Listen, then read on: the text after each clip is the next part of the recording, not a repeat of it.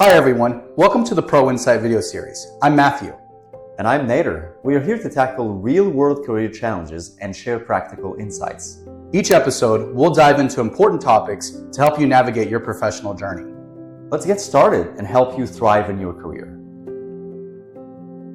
Hey everyone, so today's topic is navigating toxic work environments. So Nader, I've got some questions for you. Ready to do this? Sure. All right, let's dive right in. So the first is, what are some common signs that a workplace environment might be toxic? This is a very good one, because sometimes people would be in a work environment and they do not know if it's actually toxic or not. Like the signs itself are going to be clear, but you will be so into the environment and so into the work that you won't kind of see it in the beginning. And I will say, like, some of the signs, I'll start with the first one is when you walk into the environment and feel like no one wants to be at work. And you've probably have experienced that before. Some of you guys have also maybe have experienced that before as well. Like, why am I the only one that cares? Yeah. Why am I the only one that cares to come in? But you walk in and everyone starts making comments like, oh my God, I wish I'm home. I wish I'm on vacation. I wish I'm not here. I wish right I'm at 5 o'clock. Yeah.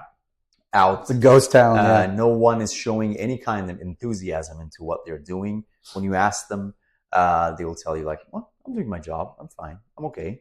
But nobody's passionate about anything. So that's one of the first signs that you can see in a toxic work environment. The second one is actually employee relations. Like if you get in and see how people are treating each other, how they're interacting with each other, what kind of relationship or professional relationship do they have inside the workplace? And when you start observing that, you will know if these people can communicate well or not. Is the management have a really good culture inside the workplace? Do they promote teamwork? Do they promote motivation? Do you promote recognition or not? That's really like one of the early two signs that you can look for.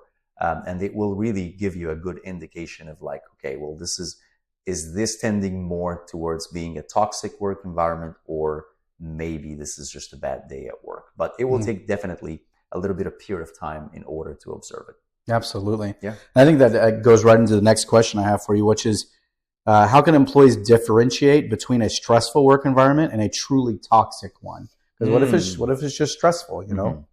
Okay, well, this is going to bring us to, what is really stress? Because a stressful work environment is not necessarily a toxic work environment. Right. It's just an environment full of workload that has been ignored or has not been taken care of. And I will say this, and like low engagement, low employee engagement. Yeah, probably. and I'm sure that you agree with me as well, is that, stress really doesn't come from hard work or the load of work that you have. Of course, sometimes the load of work will be, over what you are qualified for or over what your energy or capability right now is.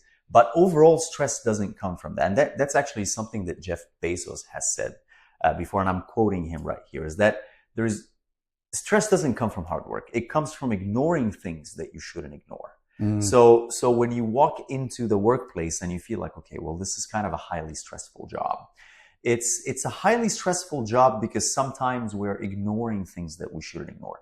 Maybe not us. Maybe the leader is ignoring things that they shouldn't ignore, which eventually causes stress on their employee. And I think it would also cause the team to start ignoring the things that they should be doing because they're following the lead of their leader as well. Absolutely. Yeah. So that's where we can see stress walk into place. It doesn't mean that the leader himself is a toxic leader or not a good leader with good intentions. Maybe just a lazy leader? Maybe. Or maybe a leader that needs a little bit more training, or a leader that was just newly promoted. And we see it a lot. So it ends up creating a stressful situation for himself, for the employees, for the entire department.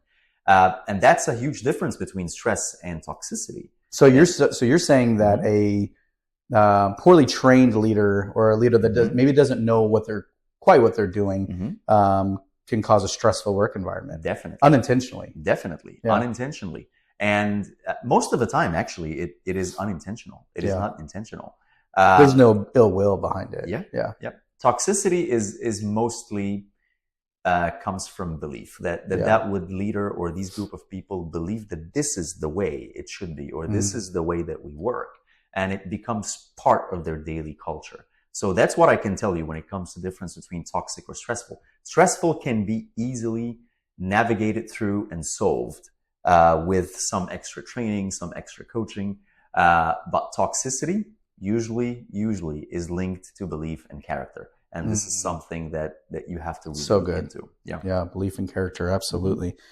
That's another thing is if you find yourself in a work environment where maybe you're like, oh, that's my work environment, it's stressful. Maybe you thought it was toxic, but it's really just stressful.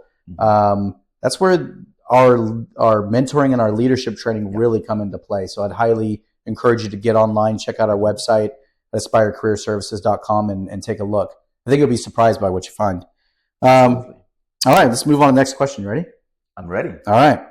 So now we're going to talk about coping with toxicity. So you're in a work environment, you've identified it, you know it's toxic and not just stressful. So how do we cope with it? So the first question is, what strategies have you found effective in managing stress and maintaining mental health in a toxic work environment? Okay, well, that's kind of a lot, but I will say this. Basically, from the question you were asking, if a toxic environment is necessarily stressful, not yes, absolutely, it's stressful. If it's toxic and you feel and know that it's toxic, it's going to cause a lot of stress. Right. But it's not the other way around. Sometimes there's a stressful environment, as we said, but it's not toxic. Right. But every toxic environment is stressful. Right. For sure. So how to navigate it? That's one of the big questions right there. Especially if everything around you feel like it's burning down. It's something that you don't know. Well, I'm in the middle of all of this, but I don't know what to do. Right. The leader is toxic. The people around me are not behaving the way that they should be on a professional level, of course. What am I gonna do to fix all of that? Right. And it's a huge question. And sometimes you don't even approach that because you feel like I'm just here. I'm just an employee. Or they'll just make it worse if you try to approach it. Exactly. Yeah. I can't make much change. And I'm not here to tell you that you are going to be able to do a huge change. But I'm here to tell you that there are some things that you can try for sure in order to overcome that toxic environment or a toxic leader. Because usually, as we agreed, a toxic environment is not found on its own. No. A toxic environment is found by someone, and how to navigate around that person and how to solve that problem. The first thing I will say is communication. And this is one of the things that we all fall into. I've fallen into this before. I'm sure you, Matt, have fallen into that before as well, is when you felt something is wrong, you hesitated to communicate. Absolutely. And when you hesitated to communicate, that basically didn't do anything for you. That didn't solve anything for you. That didn't move the problem to the next level, or as I might say, the solution to the next level, not just the problem. It's usually because you're intimidated by the person that's creating the toxic work environment. Absolutely. You know, that they say they might have an open door policy, but in reality, that means nothing, because people gauge what an open door policy is based off how they react when they come to them with information. So how do you navigate that? Because I think that's probably the thing that the viewers are probably wrestling with the most is once you've identified you're in a toxic work environment, you know that there's an individual that's creating it. How do you approach them? How do you communicate? What do you do to navigate that person? Well, that is a great question. Or persons. Yes, that's true. Let's just lay down kind of like a ground rule, okay? And the ground rule is not everyone is good with confrontation. Yeah. Not everyone can speak up, and there are reasons behind that. And again, as Matt said before, I will say the same thing. If you are someone that struggles with that, definitely Aspire can help you a lot. Absolutely.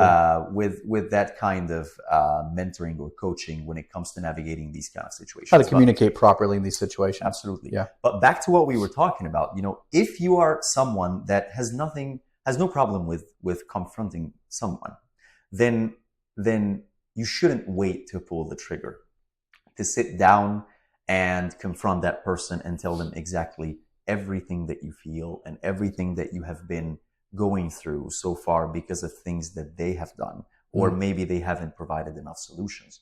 And of course, this is a dreadful experience sometimes where you have to sit with your manager and say, or your leader, and say like, hey, look, this is how I'm feeling. And it's happening because of you did 1, 2, 3, 4, 5. And because you don't know what the reaction is going to be. Is there going to be any retaliation? Are they going to take it well? They're not going to take it well. Is it going to cause problems in the future or not? But the chain of communication itself should be talking to the person that is causing what you are going through. Sometimes we sit down and we talk to everybody around us, but the person that is actually causing, which always makes it worse. I think that's kind of the point you're making, is that yes, you can avoid that person, because I imagine that when he started talking about confronting the person, your probably stomach sank. Because that's terrifying. Absolutely. But I think the alternative is almost more terrifying in the long term. Because if you don't confront them, I think the result is it's going to get far worse over time, versus that short period of uncomfortableness, or maybe even intimidation or fear. But once you do it, no matter what that result is, whether they take it well or they don't take it well, you've done the right thing and not the easy thing. Absolutely. And especially at an industry that you love. Yes. If it's something that you actually love doing, but you found yourself inside a situation where you can't control, and we all go through that balance, is, do I leave? Or do I stay? Because I love working in this industry, and this is where I want my career path to be, but I really don't like working for that person or that team, because it's taking a huge toll on my mental health. It's taking a huge toll on my efficiency every single day. So step one is, if you can confront, then don't delay it. Sit down and talk to that person. You don't know what the reaction is going to be, but I want to teach you something today. Don't worry about things that you can't control. You cannot control the reaction. You cannot control what they're going to say. You cannot control what they will think. Worry about what you really can control. And at that point, what you can control is actually sitting and talking with them and expressing everything. Now, for the people that are not good with confrontations and are not good with sitting down, talking directly and face to face with the person that is actually causing the problem, there is no problem at all and no shame in taking it to the next level, which is their manager. The person that is after this person in the command chain, is to sit down and express yourself. And you might ask me like, okay, when does it end? I'll tell you, it never ends. If you don't get what you need from that second person in, like, higher in the chain, you escalate it further and further and further and further, until you get to a point where, and what I'm going to say right now is going to be, kind of different and controversial, but if you get to the top of the pyramid and you don't see any resolutions, this might be the point where you need to start thinking of, do I really want to be there or not? Because it's not going to good for you on the long term at all to work in an environment like that. Can you navigate it? Yes, absolutely. Doing what I just said right now is communicating well and expressing everything that you're going through to the right people, not to the people that are not going to help you. What if they're afraid of losing their job? That's a really huge point. And it is a valid fear, and it's a valid concern and worry, because we're human beings. No one wants to lose their job. No one wants to worry about, what am I going to do next month in the bills? No one wants to kind of like, go through that horrible experience of like, okay, well, I've lost my job right now. Now what? Now how can I navigate that? But it really depends on the way that you approach it. And that's why when I said, when you confront somebody, doesn't necessarily mean that you are disrespectful. And it doesn't necessarily... You control your emotions. Absolutely. Yeah. So my advice is before, and that's a great question, my advice is before you sit down and talk with that person, you have to deal with your frustrations first.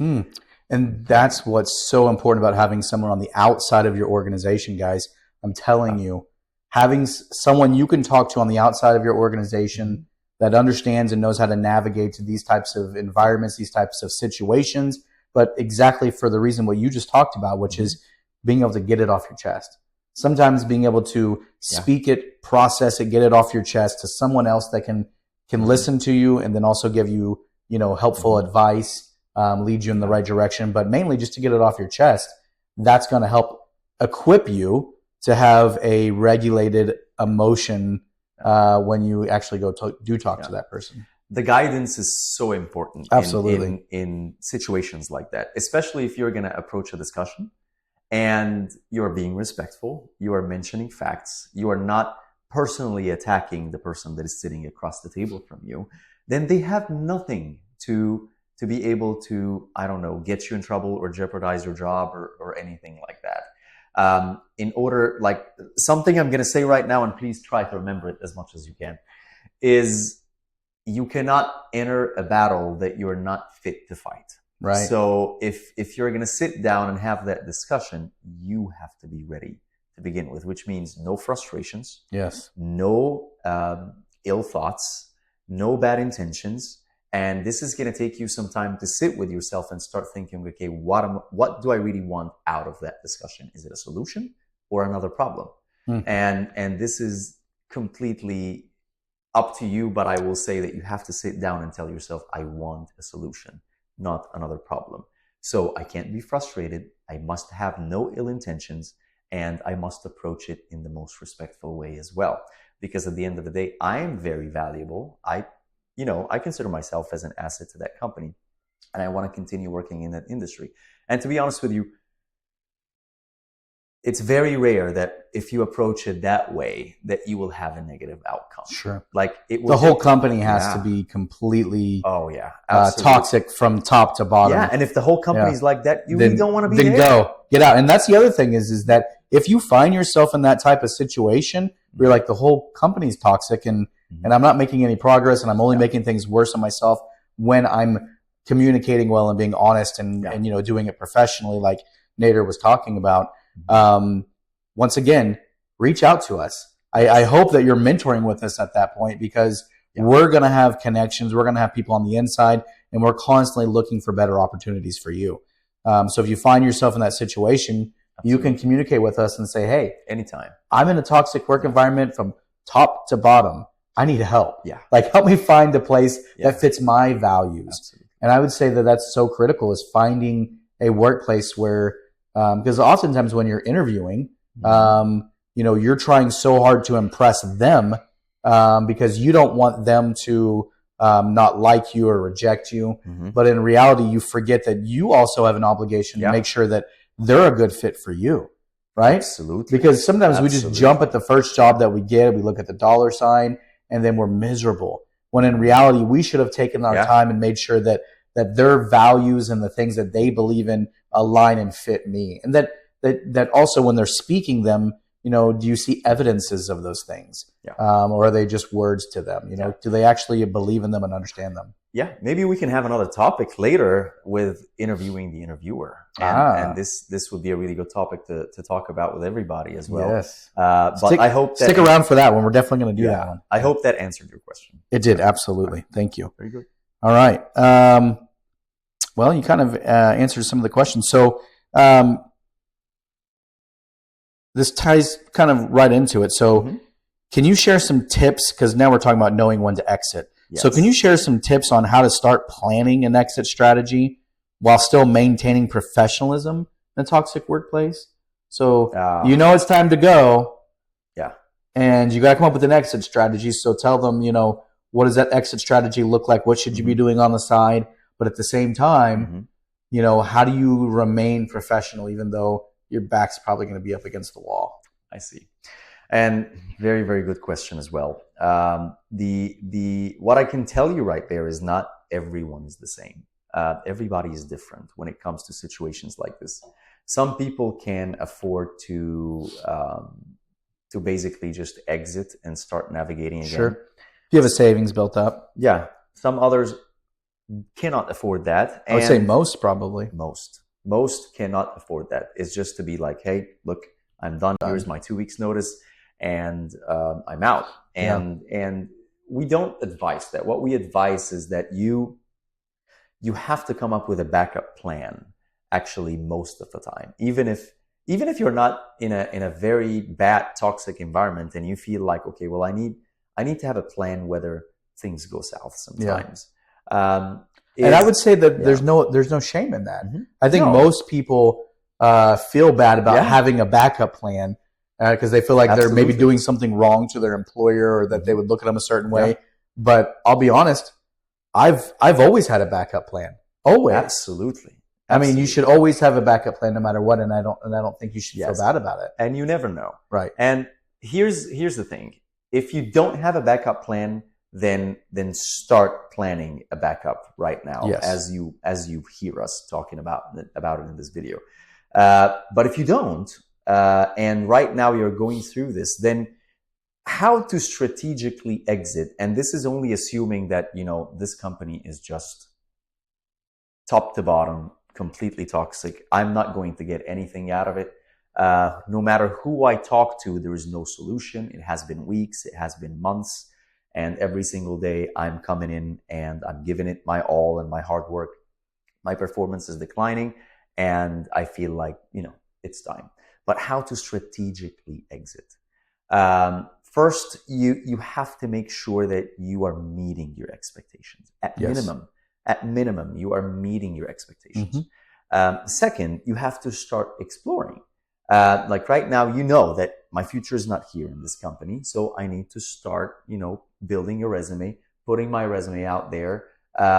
Because most people reduce effort immediately. Immediately they'll decide, hey, I'm done here. I'm looking for another job. They'll even tell their employer that they're looking for another job, and then just stop working or stop applying effort.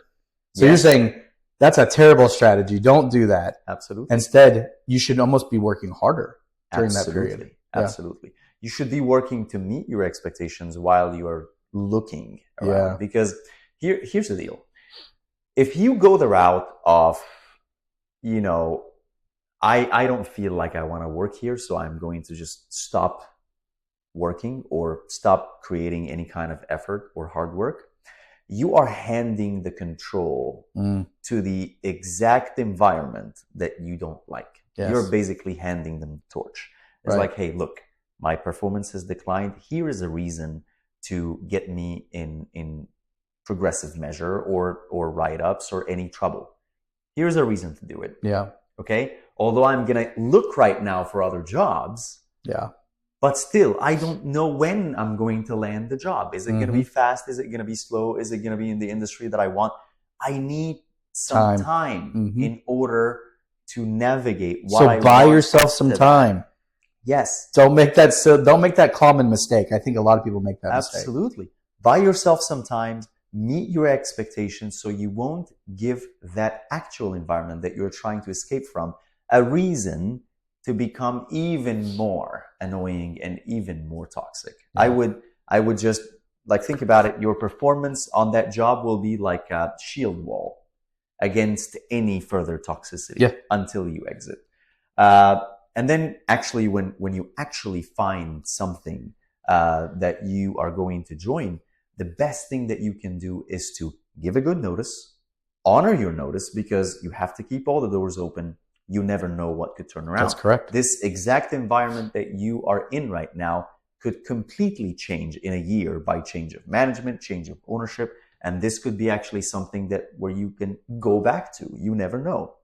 That's the second thing. The third thing that I will tell you is not to just wait your notice, but at the same time, provide good feedback on your way out.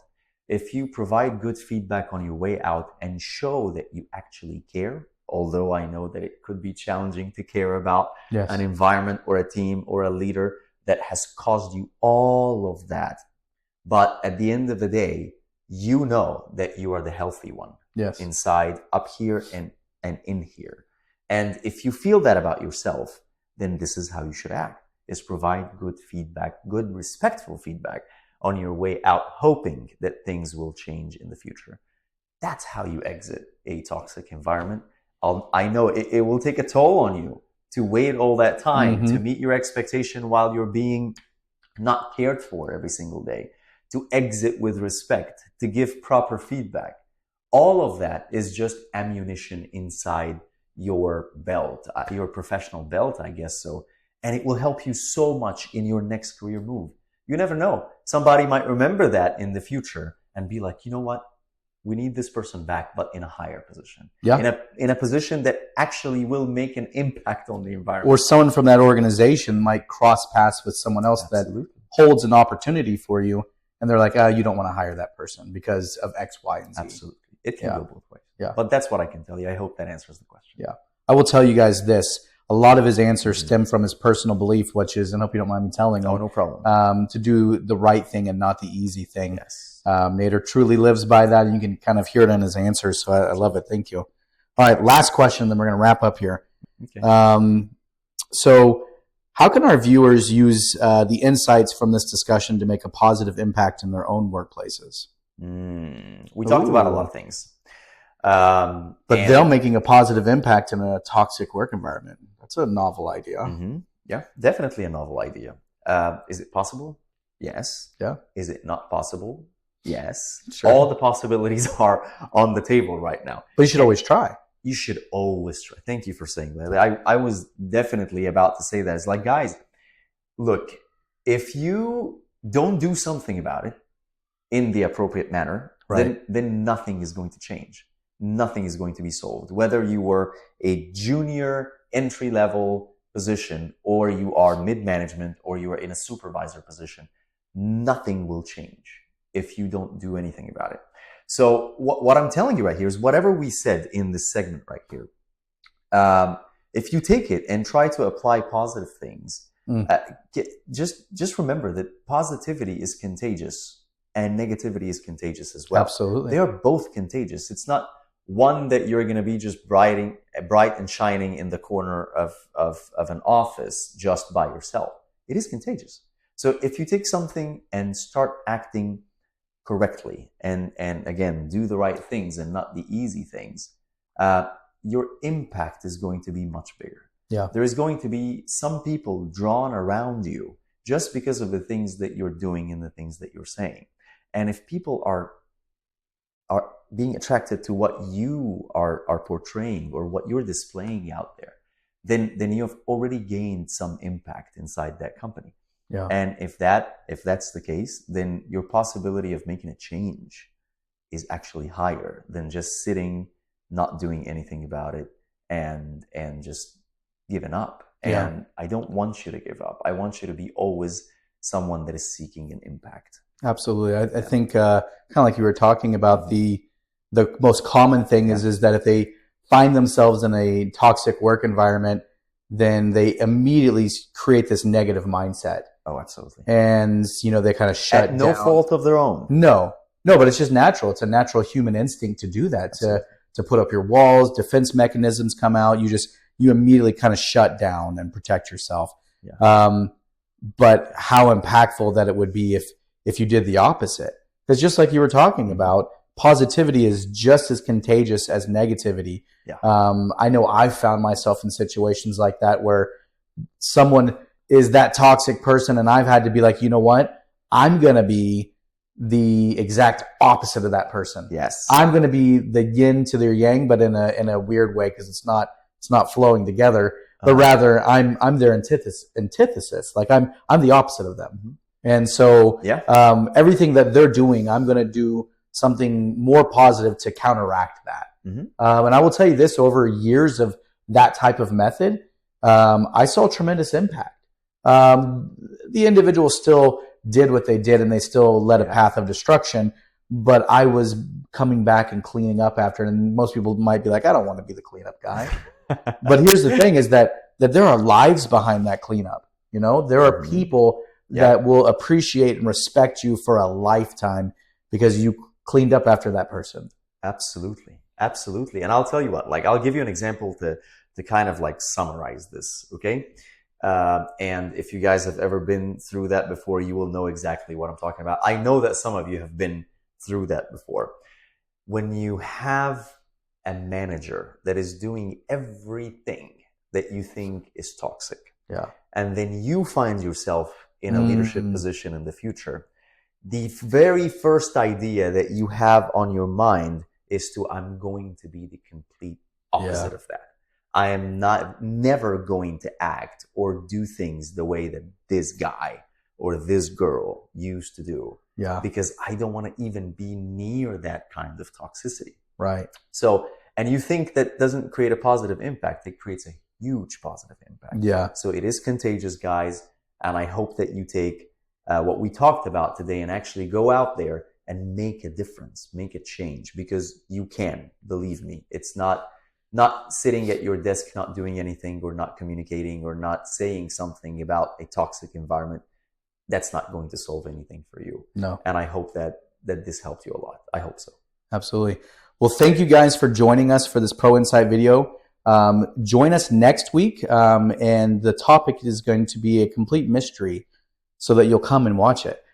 So come and watch it next week. And we'll reveal what the topic is, of course. But it'll be Nader and I having a discussion again, all very relevant topics. If you haven't gone onto our website, go to www.aspirecareerservices.com and check out all of our content. We even have a free plan. You can start there and work your way up. Absolutely. But I'll tell you what, the most impactful thing is to be able to begin interacting with us. Imagine having the opportunity for us to talk one-on-one, to build a relationship, to build a connection, and then us to really help you navigate your career. Yeah. So once again, thank you. Nader, do you have anything else? No, I don't have anything else. Thank you guys very much for watching this video, and we hope it was as impactful as you are. Just join us for the next videos, and we are going to be so excited to share that with you as well. There you go. Well, guys, go out and take control of your career through Aspire Career Services. Thank you, guys. Thank you for watching this episode of the Pro Insight video series. We hope you found it valuable and insightful. Don't forget to join us next week for a new topic and more expert advice. Stay tuned, stay inspired, and keep thriving in your career. Aspire Career Services, LLC, guiding careers, cultivating leaders.